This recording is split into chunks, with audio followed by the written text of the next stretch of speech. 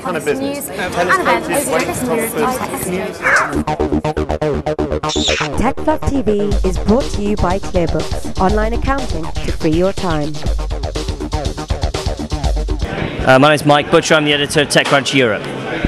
So you've been on the panel this evening. What's impressed you from the 10 people pitching tonight? Well, actually, there's some really good quality pitches. I'd say most of them could still do with some work, but then I think a lot of it's, in Europe, it's about practice, and what you find with startups is they just don't get enough practice pitching.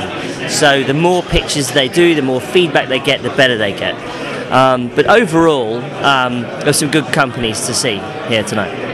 So for some of these startups that maybe didn't pitch so well tonight, have you got a couple of real tips for them for next time? I think the tips are get to the point real fast. Certainly you need to cover off all the bases. So what's the market problem you're trying to solve? How are you trying to solve it? Who's your team? What are you looking for? Etc. So those are just the real basics. Other than that, it's about style, it's about presentation, it's about getting the message across simply and easily. I think sometimes people who are pitching look a little bit like they don't really want to be there, or they don't really care about what they're talking about, and that actually puts the audience off.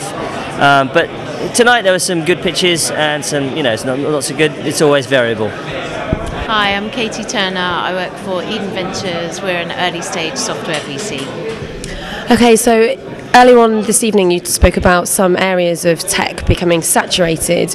What was saturated last year, and what do you think is going to be the big thing for 2011? Okay, so I think as investors last year we saw an awful lot of Groupon clones. We saw a lot of businesses that were trying to effectively emulate the Groupon business model, but really without any differentiation, and certainly without the reach and without the audience. This year, for me, I'm seeing an awful lot of social e-commerce businesses, basically. Businesses that are predicated around e-commerce and are using social, i.e. sharing links out to social networks as a point of differentiation. And, to my mind, that's actually only an enabler. It's just a layer that should sit around the core of a really strong product. And I think what a lot of these businesses are getting distracted by is social without the core strong products behind that. My name's Dan Bailey. I am a lawyer with Pinson Masons, and I also run Boot Law. Okay, so what are the main traps that startups fall into in terms of law?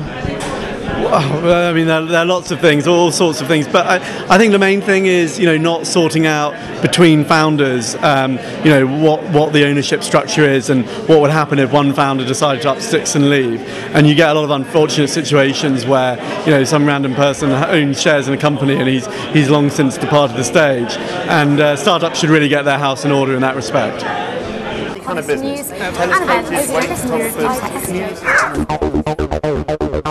TechFluff TV is brought to you by Clearbooks, online accounting to free your time.